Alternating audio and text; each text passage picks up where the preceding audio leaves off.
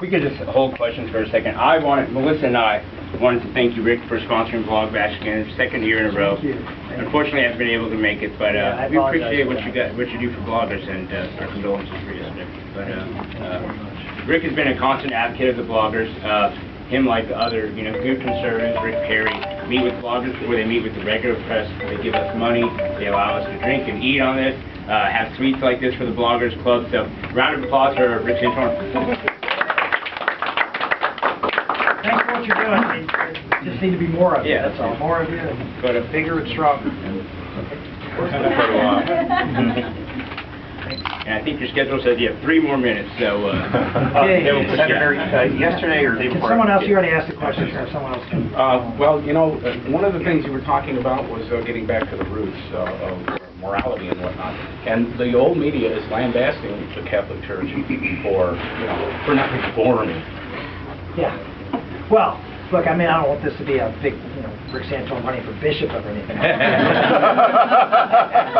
think I've been pretty clear on how I feel about the church. That's not the question. That's not the question.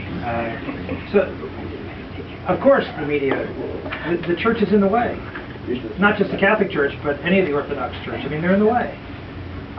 They stand for things that the media doesn't agree with. And so, of course, they're going to sensationalize any problems associated with that organization and minimalize problems within their own. And you look at, I'm sure if you look at colleges and universities, professors, and find out what the rate of scandal is among those folks and compare it to Catholic priests would probably stack up pretty favorably. But no one's going to talk about that. No one's going to talk about folks on the other side because, you know what, they don't go out and profess not to do that. That's one of the things that I always told conservatives. I said, you're going to be held, when new people came into Congress, you're going to be held to different standards if you're someone who stands for moral truth. Because if you don't stand for moral truth, they're going to let you get away with everything because, well, you don't stand for it. So you can do whatever you want. But if you do, then they're going to hoist you on your petard. And that's just the reality of taking those positions. And so I'm not surprised the media is going to focus, as Chris Morgan tried to do with me the other night on his show. They're going to focus on trying to,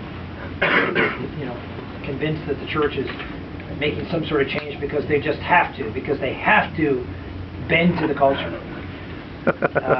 This culture is going to change. It's going to change in the next 20 years, 30 years. The church is going to change. The church has been around 2,000 years.